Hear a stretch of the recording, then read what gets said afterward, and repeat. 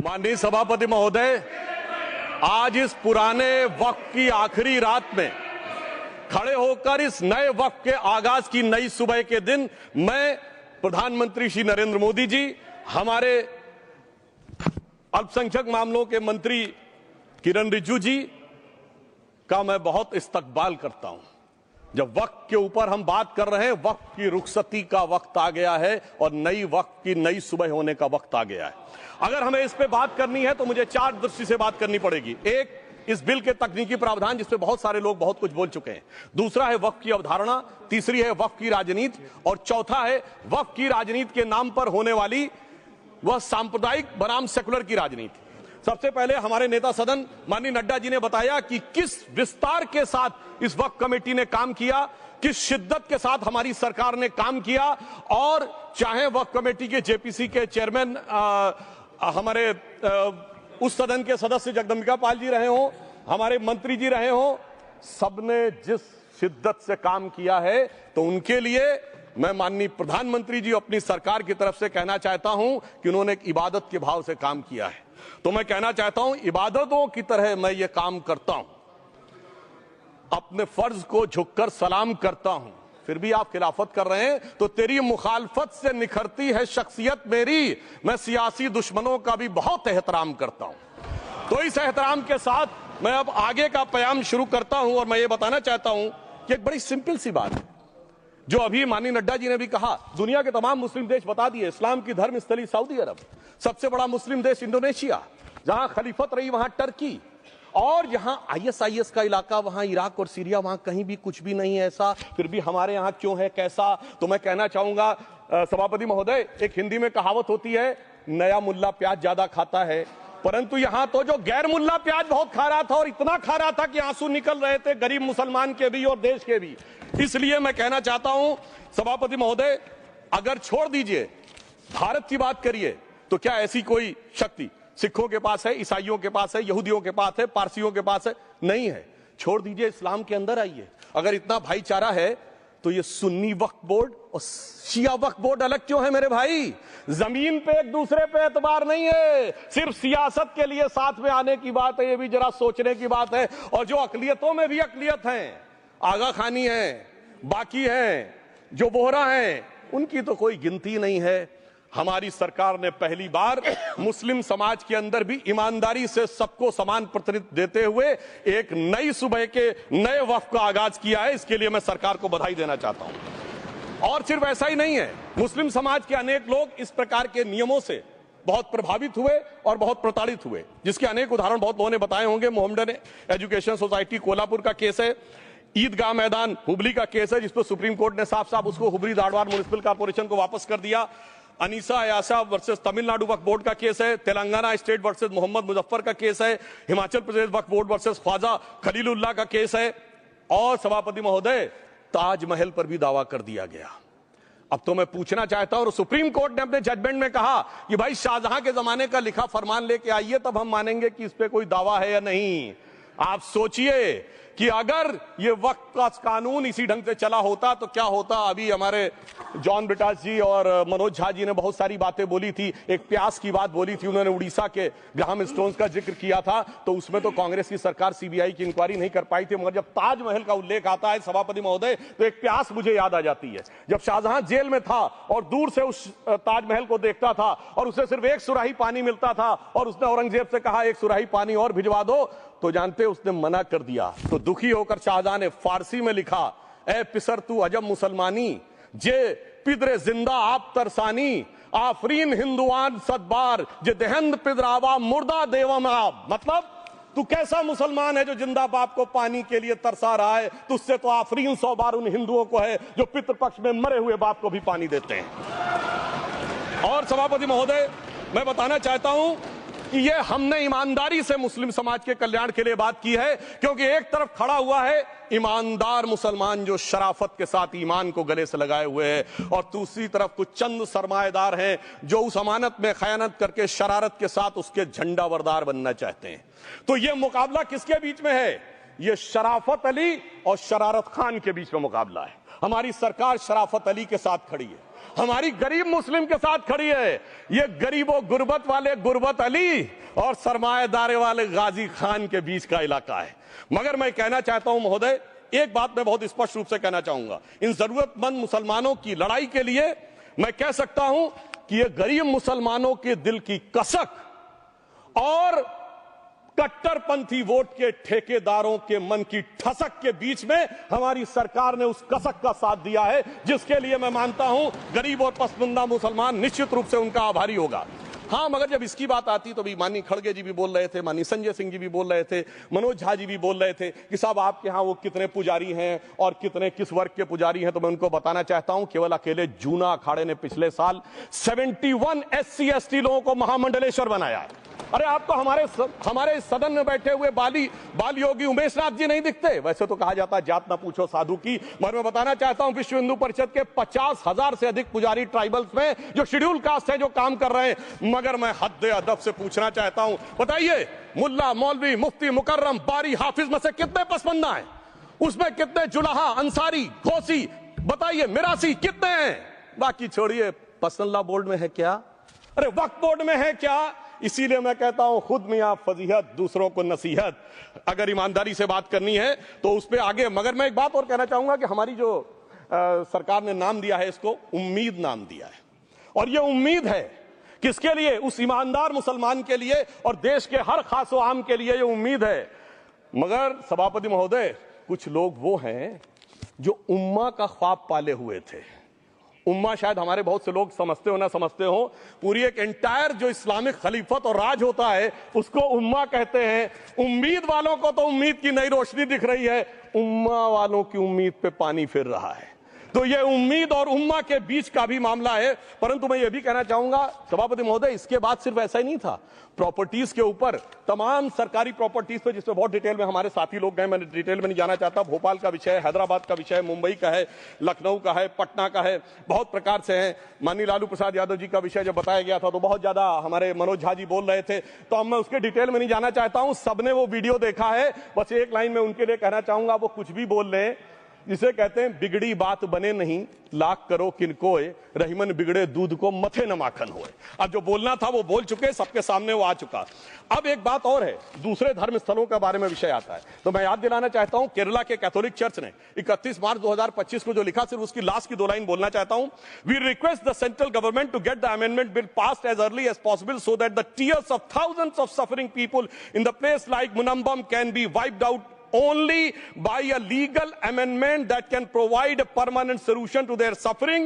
We urge all the MPs from opposition party to support the bill so that the historic legislation can become unanimous.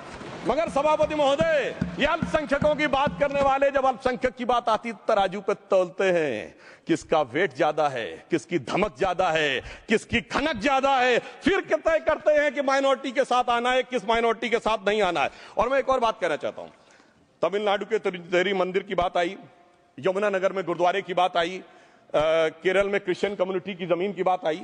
बहुत सारे लोग places of worship के act की बात करते हैं, तो एज पर places of worship act Tamil Nadu का मंदिर का तो स्टेटस नहीं चेंज हो सकता भाई। 15 अगस्त 47 के बाद किसी प्लेस ऑफ वर्शिप का स्टेटस नहीं चेंज हो सकता, तो वक्फ बोर्ड को क्लेम फॉरफिट कर देना चाहिए, because it is in contrast to the places of worship act.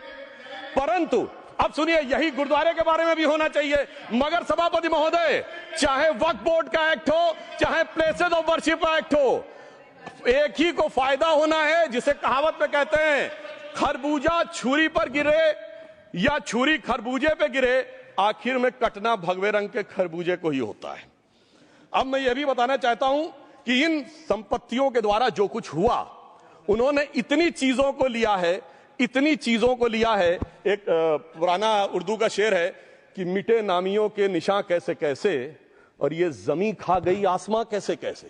इस जमीन ने कैसे कैसे लोगों को अपने में समा लिया, इसकी तमाम तारीख गवाह है। अगर मैं इसमें बहुत डिटेल में जाऊंगा तो सदन का बहुत सारा वक्त जाएगा, परंतु मैं एक बात यह कहना चाहता हूं कि जब इतना ज्यादा आगे बढ़ गया तो फिर कोर्ट ने आगे इंटरवेंशन करना शुरू किया। मैं डिटेल में नहीं जाना चाहता हूं। अभी कार्तिकेय शर्मा जी ने बहुतों ने बोला सैयद फसल का case versus Union of Government, Allahabad High Court के केस को कहा, मगर Bashir versus State of West Bengal case में उन्होंने बहुत क्लियर कट कहा है कि waqf is not a religion religious denomination in accordance with Article 26 of the Constitution, so the matter relating to the restricting the economic, financial, political and other sectoral activities that may be associated with religious practice under Article 25(2)(a) of the Constitution can be regulated by the state. तो मुझे लगता है अब इसके बाद कोई किंतु परंतु का स्कोप नहीं रह जाना चाहिए। परंतु उसके बाद भी सभापति महोदय जो कानून को न माने, जो कहे संविधान को नहीं मानेंगे और जो ये कहे कि साहब अदालत के आदेश को भी नहीं मानेंगे, तो फिर इसका मतलब उसके मन में तो एक ऐसी बादशाही आ गई है। इसके लिए मुझे सभापति महोदय वो पुरानी वाली फिल्म अगर लोगों को याद हो तो मुगले आजम का वो सीन याद आता है कि जब अकबर ने अनारकली को कैद कर लिया तो सलीम कहता है जब्त मैं करूं जिसकी की जमीन वीरान हो गई है, जब्त वो न करे जिनके सिर्फ शौक के बाद चाहत को ठेस पहुंची है। ये जिल्ले इलाही की बादशाही नहीं बल्कि खुदाई है। मैं कहना चाहता हूं जो संविधान को न माने, कानून का न माने, इसका मतलब वो अपनी खुदाई में जी रहा है। तो ये वो लोग हैं। और वैसे मैं सभापति महोदय खुदाई से आजकल बहुत से लोगों को डर लगता है, क्योंकि जहां जहां खुदा है वहां वहां भगवान है, जहां जहां खुदा है वहां वहां भगवान है। बाकी आप सब बहुत बुद्धिमान हैं। अब मैं ये भी बात कहना चाहता हूं, और वैसे आखिर में उस अनारकली को कैद से छुड़ाने के लिए सलीम का एक हिंदू साथी दुर्जन सिंह ही आया था। मैं कह सकता हूं कि वक्फ की इस मुकद्दस जमीन को अगर कैद करके रखा है तो उन चंद लोगों ने जिनके दिमाग आज भी उन चीजों में भरे हुए हैं कि कोई समझता हम तो किसी जमाने में हुक्मराने वक्त थे, कोई कहता हुजूर नवाब थे, कोई कहता बादशाह आलमगीर थे, कोई कहता है बादशाह गाजी जिंदा पीर थे। तो नदीमुल हक साहब ने जो बोला था ना, किसी के बाप का हिंदुस्तान थोड़ी है, बिल्कुल मैं कहना चाहता हूं जिन्होंने इस देश के लिए खून बहाया उनके बाप का हिंदुस्तान है, उस गरीब मुस्लिम कारीगर के बाप का हिंदुस्तान है। पर जो ये कहते हैं कि आगरे का लाल किला किसके बाप ने बनवाया, आगरे का किला किसके बाप ने बनवाया, दिल्ली का किला किसके बाप ने बनवाया, हैदराबाद का चार मीनार किसके बाप ने बनवाया, उसके बाप का यह हिंदुस्तान नहीं है। और उसके बाद भी जो आप करना चाहते हैं, अगर इस रास्ते में आप कांटे बिछाना चाहते हैं तो उनके लिए एक लाइन कहना चाहता हूं सभापति महोदय, तेरी तमन्ना है पर हम खार न बोने देंगे, खार कांटों को कहते हैं, तेरी तमन्ना है पर हम खार न बोने देंगे, तुझे हम राह की दीवार न होने देंगे, तू सबको रौंद कर आगे जो निकलना चाहे हम तेरी इतनी भी रफ्तार न होने देंगे। और इसीलिए हमारी सरकार ने इस विषय के ऊपर एक सही और सटीक प्रयोग करने का प्रयास किया है। मैं दूसरी बात यह भी बताना चाहता हूं, हमारे डीएमके के तिरुचि शिवाजी ने अनायास अकारण यह बात बोली थी कि उस समय जब जिन्ना का उल्लेख करते हुए उन्होंने कहा कि पार्टीशन के समय, तो मैं उनके सुलभ संज्ञान के लिए बता देता हूं, 1946 की कॉन्स्टिट्यूएंट असेंबली में मद्रास प्रेसिडेंसी में 30 आउट ऑफ 30 सीट जो थी वो मुस्लिम लीग ने जीती थी विद 95% ऑफ वोट्स, और एक भी मुस्लिम वहां के बाद बाहर नहीं गया। इसलिए मैं ईमानदारी से कहना चाहता हूं, फैक्ट को समझिए। और जो मद्रास प्रेसिडेंसी के मुस्लिम लीग के अध्यक्ष थे और पीजे पोकर साहब बहादुर और मोहम्मद इस्माइल, वही बाद में इंडियन यूनियन मुस्लिम लीग के अध्यक्ष बने, और उन्होंने 28 अगस्त 1947 को सेपरेट इलेक्टोरेट मांगे, जो कोई जाके कॉन्स्टिट्यूएंट असेंबली की डिबेट में पार्लियामेंट किया। आप वेबसाइट पे पेज नंबर 270 पे जाके पढ़ लीजिएगा। सरदार पटेल ने बड़े गुस्से में इस बात को कहा, अब जो हो गया सो हो गया, एक रात में दिल नहीं बदल गया, मगर अब देश के लिए कैसे आगे बढ़ना है उसके लिए ईमानदारी से आगे आओ। और खैर मैं अंबेडकर जी और पटेल जी के बहुत सारे वो कोट कर सकता हूं, सारी बातों को छोड़िए। मगर अफसोस की बात यह है सर कि अभी मनोज झा जी ने बोला था हम में से कोई शक है, कोई हूण है और ये करिए। अरे भैया जमाने चले गए, अब जेनेटिक सीक्वेंसिंग का जमाना आ गया है। और जेनेटिक सीक्वेंसिंग ने क्या प्रूव किया है, दुनिया के सबसे बड़े मुस्लिम देश इंडोनेशिया के राष्ट्रपति आए थे और राष्ट्रपति भवन में उन्होंने डिनर के दौरान कहा कि few weeks back I got my genetic sequencing done and I was told that I am an Indian GDN. अरे साहब कहां गुलामी की मानसिकता में पड़े हुए हैं सभापति महोदय। और यहां गुलामी की मानसिकता इस कदर पैबस्त है लोगों के दिमागों में, किसी सदन के एक सदस्य यहां विराजमान है, वो उस समय महाराणा सांगा का उल्लेख कर दिए। मैं ईमानदारी से कहता हूं एक भी इंडियन सोर्स में इसका उल्लेख नहीं है, सारे के सारे फॉरेनर्स और लुटेरों के सोर्स में उल्लेख है। इसीलिए मैं कहता हूं ये गुलामी के जिन्होंने गुलाम बनाया उनके सोर्सेस पे यकीन न करिए। और वैसे थोड़ा सा आउट ऑफ कॉन्टेक्स्ट हो तो ये भी बोल दूं, हमारे सदन के बहुत सदस्यों को नहीं पता होगा, अलेक्जेंडर के आक्रमण का किसी भारतीय सोर्स में कोई उल्लेख नहीं है, पोरस नाम के किसी राजा का उल्लेख नहीं है, सिर्फ और सिर्फ ग्रीक में है। इसलिए गुलामी की मानसिकता से बाहर निकलिए, तब इन चीजों को आप सही ढंग से समझने में सफल होंगे। मेरा अब यह भी अनुरोध अपने सदस्यों के साथ है। वक्त की अवधारणा के बारे में बहुत कुछ बोला जा चुका है कि ये ओरिजिनली कहां से आया, पर मैं इतना कहना चाहूंगा, सबसे पहले वक्त का उल्लेख आता है जब ससनिड एम्पायर को खलीफा उमर ने कैप्चर किया, तो आज का जो सदन इराक है उसके इलाके को उन्होंने वक्फ डिक्लेयर किया और वो स्टेट के द्वारा कंट्रोल होता था। स्टेट के बारे में माननीय नड्डा जी ने अभी बताया कि बड़े बड़े देशों में किस ढंग से होता था। सर सैयद अहमद खान ने भी वक्फ को मूल इस्लाम का हिस्सा न मानते हुए इसके लिए मुजार शब्द कहा है जो शरिया के अंतर्गत आता है, और इसी के लिए उन्होंने फतवा आलमगीरी को भी कोट किया था।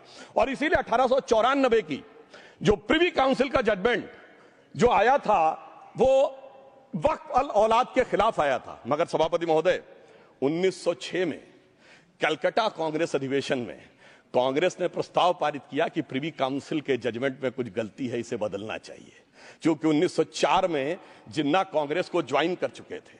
इसलिए मैं कहना चाहता हूं फिर 1913 में वो जजमेंट बदला गया। हमारे सदन के बहुत से सदस्यों ने इस सदन और दूसरे सदन में बोला है, मैं एक सेंटेंस बोलता हूं, लगेगा जैसे वही लोग बोल रहे हैं। वर्ड ये है, कोट है, since the bill was introduce to administer the Muslim law for मुसलमान, so the question of public policy does not arise.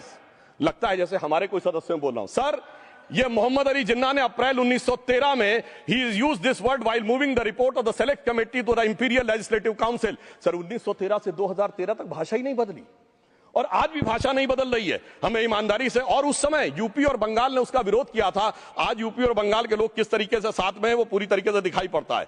इसलिए हम ये कहना चाहते हैं, हाँ, एक प्रश्न बहुत उठाया जाता है कि केवल मुस्लिम ही वक्फ को क्यों दान दे सकता, ऐसा वक्फ बोर्ड में क्यों संशोधन किया गया।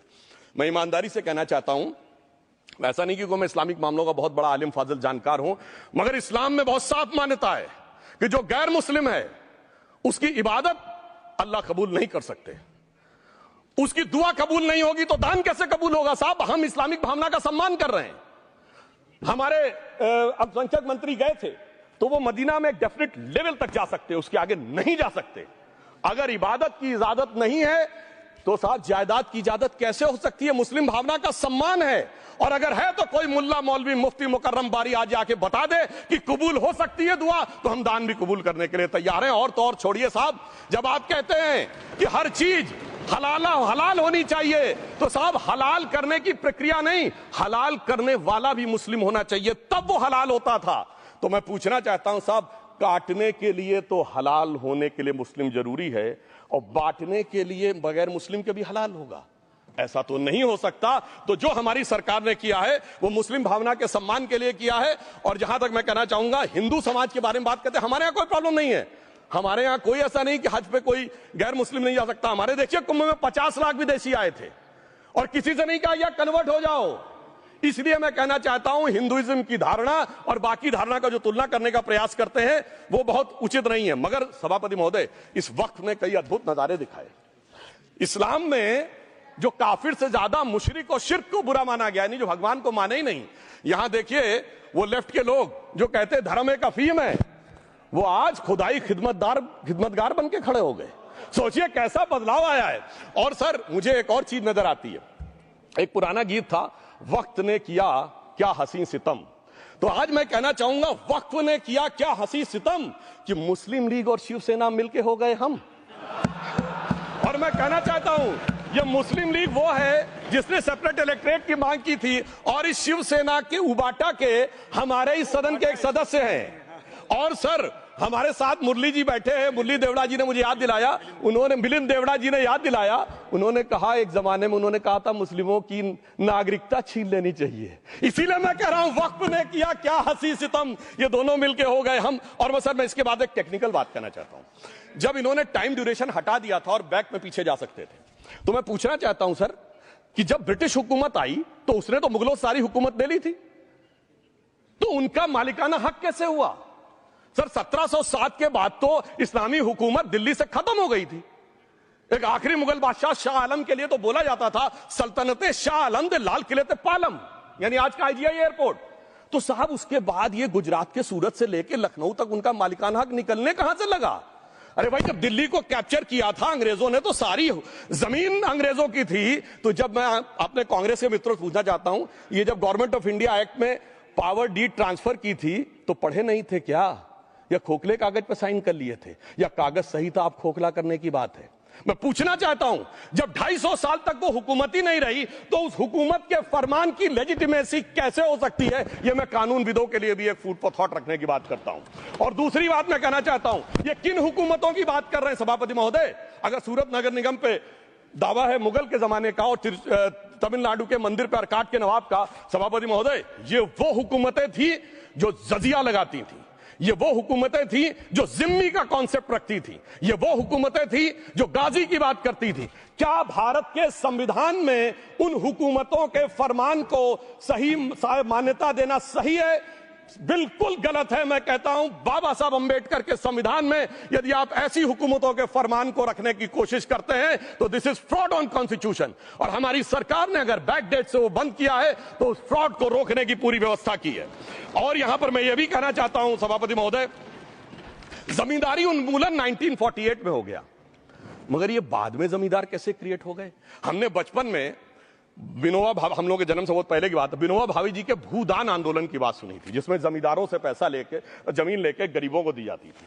पर सभापति महोदय, कभी आपने सुना कि गरीबों की जमीन जमींदारों को मिल जाए? वो 2013 के बोर्ड ने वो व्यवस्था कर रखी थी। यानी वो भूदान आंदोलन था गांधी जी के शिष्य विनोबा जी का, तो आज के गांधियों के नेतृत्व में भू हड़प आंदोलन शुरू हो गया।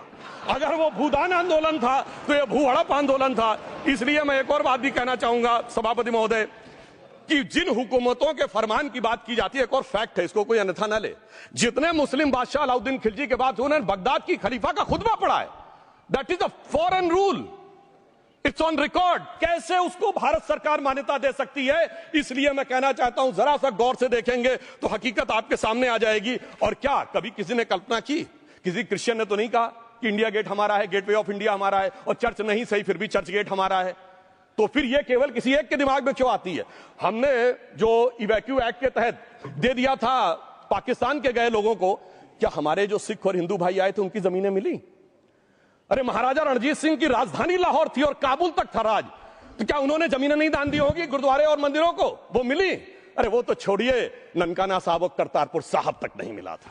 इससे दिखाई पड़ता है कि कितनी एक तरफा हम लोगों ने कोई निगोशिएट ही नहीं किया और उसे करने की बात कही थी। इसलिए मैं कह सकता हूं सर, अब हमारी सरकार ने जो संशोधन किए हैं, अब यह मजहबी हुकूमत के फरमान से नहीं, बाबा साहब अंबेडकर के संविधान से चलने वाला है। अब मैं अंत में उस विषय के ऊपर आता हूं जिसे सांप्रदायिक राजनीति बनाम सेकुलर राजनीति इसके ऊपर कहा जाता है। सभापति महोदय, मैं बताना चाहता हूं कि जब आजादी मिली उसके बाद क्या किसी ने डिमांड किया था कि हमें वक्फ बोर्ड चाहिए? नहीं किया था। फिर क्यों 54 में दिया गया? किसी मुस्लिम ने डिमांड किया क्या कि मदरसे चाहिए? फिर क्यों दिया गया? मुस्लिम समाज तो राष्ट्र की मुख्य धारा में आने को तैयार था, इसीलिए यूसुफ खान, दिलीप कुमार के नाम से आने में उन्हें कोई प्रॉब्लम नहीं थी, महजबीन बानो को मीना कुमारी के रूप में आने में प्रॉब्लम नहीं थी, मुमताज बेगम को मधुबाला बन के आने में प्रॉब्लम नहीं थी, हामिद अली को अजीत के रूप में आने प्रॉब्लम नहीं थी। मगर और मैं यह भी बताना चाहता हूं, मुस्लिम समाज में बहुत बड़ा तबका उस समय इस बात को सोच रहा था, और अभी कपिल सिब्बल साहब बोले, ये उस चीज के वकील नहीं, इन्हें पता होना चाहिए, पता होगा कि सुन्नी सेंट्रल वक्फ बोर्ड राम मंदिर में 1961 में मुद्दई बना है, 12 साल के बाद, क्योंकि के मोहम्मद ने लिखा है कि एक बहुत बड़ा तबका था जो ये मानता था कि हमें इस चक्कर में नहीं पड़ना चाहिए। मगर अफसोस कि वही लेफ्टिस्टों, सेकुलरिस्टों ने उनको समझाकर इस मुकाम तक लाकर खड़ा कर लिया। अब यहां मैं एक और बात कहना चाहूं, खैर छोड़िए उन सरकारों ने बाद में क्या दिया, मगर उसके बाद सुनिए, इंदिरा जी के जमाने में मुस्लिम पर्सनल लॉ बोर्ड आया, तो राजीव जी के जमाने में शाहबानो केस आया, तो नरसिम्हा राव के जमाने में 95 का एक्ट आया, तो मनमोहन सिंह जी के जमाने में 2013 का एक्ट आया, मगर इलाज नहीं निकला। तो इसे एक शेर में कहूंगा कि मरीजे सेकुलर इश्क पर लानत खुदा की, मर्ज बढ़ता गया जो दवा की। अब मैं सभापति महोदय एक और बात कहना चाहता हूं, शुरू के 20-25 साल में मुस्लिम समाज के बारे में मैं कहना चाहता हूं। आज जब आजादी मिली तो मुस्लिम समाज के प्रतीक कौन थे? उस्ताद बिस्मिल्लाह खां, उस्ताद फरीदुद्दीन डागर, उस्ताद बड़े गुलाम अली, उस्ताद जाकिर हुसैन, जिनकी अभी कुछ दिन पहले डेथ हुई, बड़े बड़े नगमा निगार, हसरत जयपुरी, मजरूर सुल्तानपुरी, साहिर लुधियानवी, कैफी आजमी, जोश मलियाबादी, जिगर मुरादाबादी। अब सर क्या हो गया? तब मुस्लिम समाज इन अदब के शाहकारों के साथ जोड़ा जाता था। आज मुस्लिम समाज का नेतृत्व किन लोगों के साथ जोड़ता है? इशरत जहां, याकूब मेनन, मुख्तार अंसारी, अतीक अहमद, दाऊद इब्राहिम। कौन जोड़ रहा है ये? तब से सर, जब से ये सेकुलर हो गया देश 1976 से और सेकुलर सियासत शुरू हुई, उसने ले जाकर इनको इस मुकाम तक पहुंचाया। और इस वक्फ बोर्ड के बिल में भी जो बात कही जा रही है सर, मुस्लिम समाज को यह समझाया गया कि तुम्हें बीजेपी वालों को तुमसे बड़ी अदावत है, और कहा गया इनको बड़ी मोहब्बत है।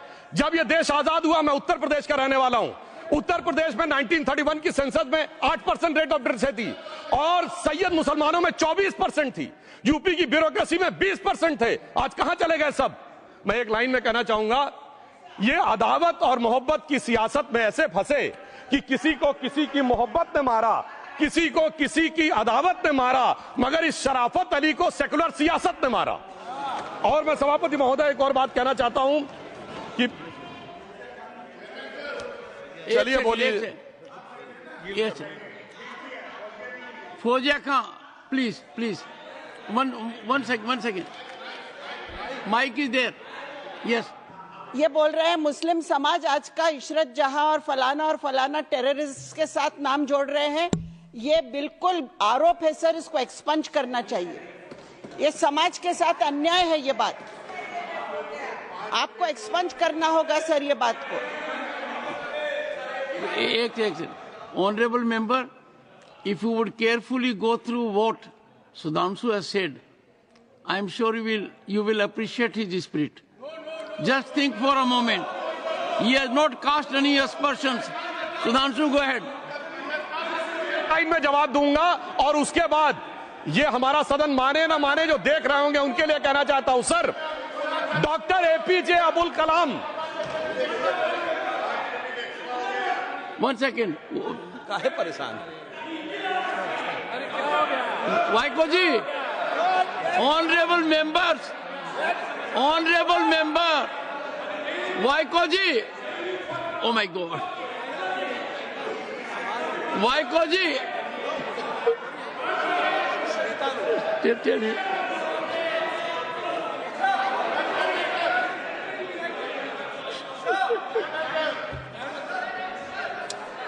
Honourable SM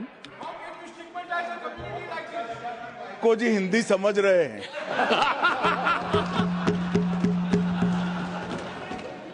One second. Fauziya Khan, one second. First, I think. One second. Sir क्या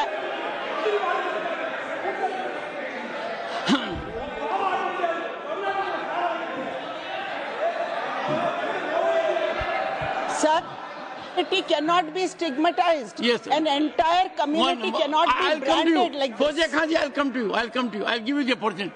Honorable Finance Minister. But one line is said. One line. No, one nimisham irungappa, please. He might be very emotional, sir, but that one line he said is objectionable, and I will seek your indulgence to remove it. He said, Tamil Nadu la kaal vai paakren. You enter Tamil Nadu, I'll see you. No good. No good. இல்ல தப்பது தப்பு. அப்படி சொல்லக்கூடாது. நீங்க அப்படி பேசுறது தப்பு. நீங்க அப்படி பேசுறது ரொம்பவே தப்பு. இந்த நாட்டுல யார் வேணாலும் எங்க வேணாலும் கால் வைப்போம். யாருக்கும் அதிகாரம் இல்ல உணர்வு உயிர் மேல. Honorable Finance Minister. So sir, this is atrocious. You set foot in Tamil Nadu and take care. What is that language? We have a Home Minister after a long time who has brought about changes unthinkable. What he said, you can be fully assured. Yes, Honorable Home Minister. Yes, Jairam ji. Minister, please. If the Honorable Finance Minister has found a statement objectionable, Jairam ji, the statement of the Honorable Member stigmatizing a whole community is objectionable. Oh. And what is worse is the chairman lending respectability to that view. Oh my. That is even worse. Honorable that is even worse. मान्यवर, सुधांशु जी ने मुसलमानों के लिए कुछ नहीं किया है, India alliance के लिए किया है। अब मैं एक एक कर बता देता हूं।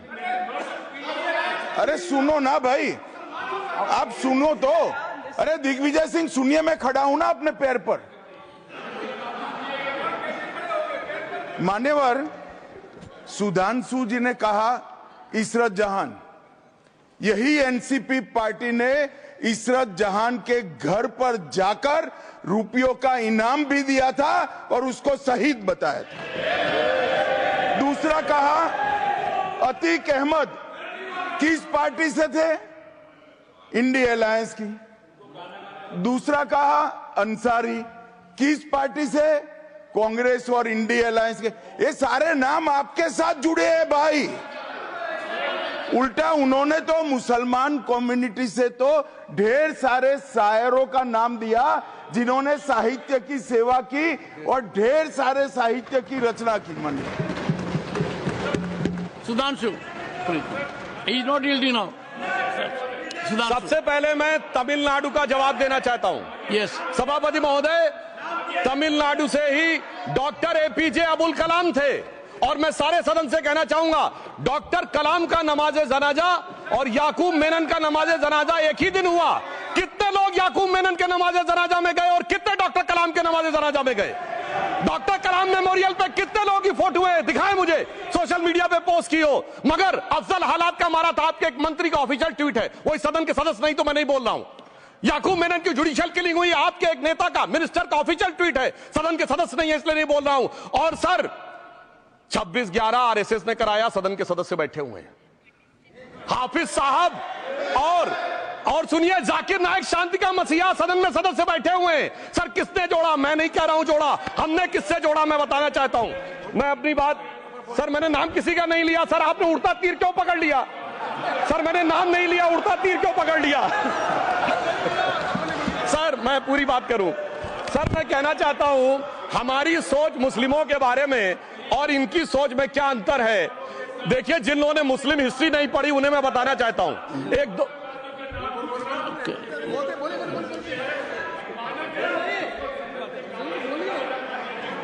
सभापति महोदय, मैं थोड़ा उन लोगों को इस्लामिक हिस्ट्री के बारे में बताना चाहता हूं। Honourable Digvijaya Singh, please, no, I'll give a chance. I'll give. माननीय सदस्य, ऑनरेबल दिग्विजय सिंह जी। माननीय सभापति महोदय, जो माननीय सदस्य ने बात कही है, मैं सुन रहा था डॉक्टर त्रिवेदी जी की बात। उन्होंने कहा था ऐसे मुसलमान हम लोगों के साथ हैं और वैसे मुसलमान इन लोगों के साथ हैं। बात यह है कि आपने जिस तरह से इस पूरी बात कही है ये घोर आपत्तिजनक है, अपमानित करती है और जो माननीय सदस्य ने भी मेरे बारे में भी कहा है मैं उनकी निंदा करता हूं। Honourable home minister, honourable home minister, honourable home minister, एक सेकंड। Okay, one second, your mic will be on. जी महोदय, मुझे ये सब कहने की जरूरत नहीं है, लेकिन जो गुजरात में दंगे और फसाद हुए कौन कौन उसके लिए जिम्मेदार थे बताइए। Honourable home minister.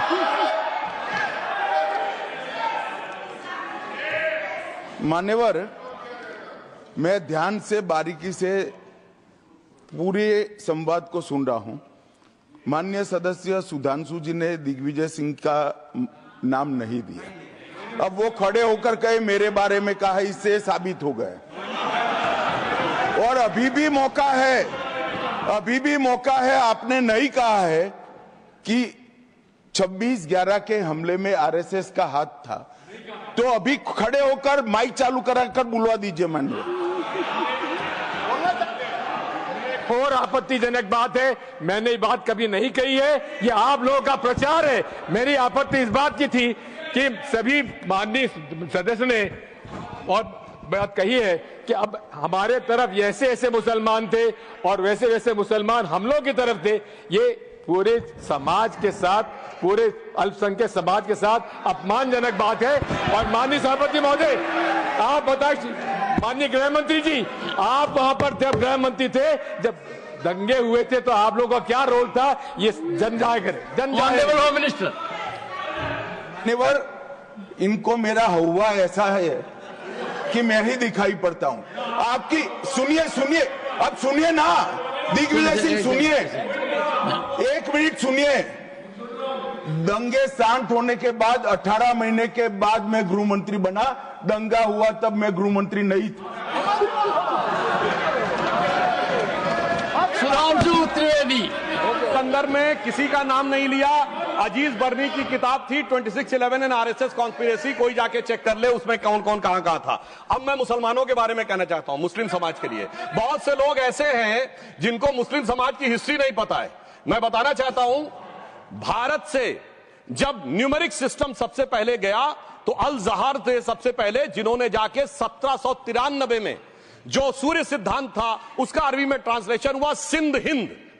और हम बता रहे हैं हम किस तरह के मुस्लिम को साथ रखते हैं। डॉक्टर कलाम से बड़ा आलिम इस्लाम में साइंसदान नहीं हुआ, और आरिफ मोहम्मद खान साहब जो बिहार के गवर्नर हैं, उनसे बड़ा आलिम फाजिल मुसलमान आज सियासी जमात में तो नहीं होगा, ये मैं दावे के साथ कह सकता हूं। मगर मैं बताना चाहता हूं सर, उसके बाद उन्होंने एक किताब लिखी, एक सर 10th सेंचुरी के मुस्लिम राइटर थे जिन्होंने किताब लिखी, उसका नाम था the compendious book of balancing and completion according to Hindu calculation, जिसको शॉर्ट में अल जब्र कहा गया, और वहां से अलजबरा निकला।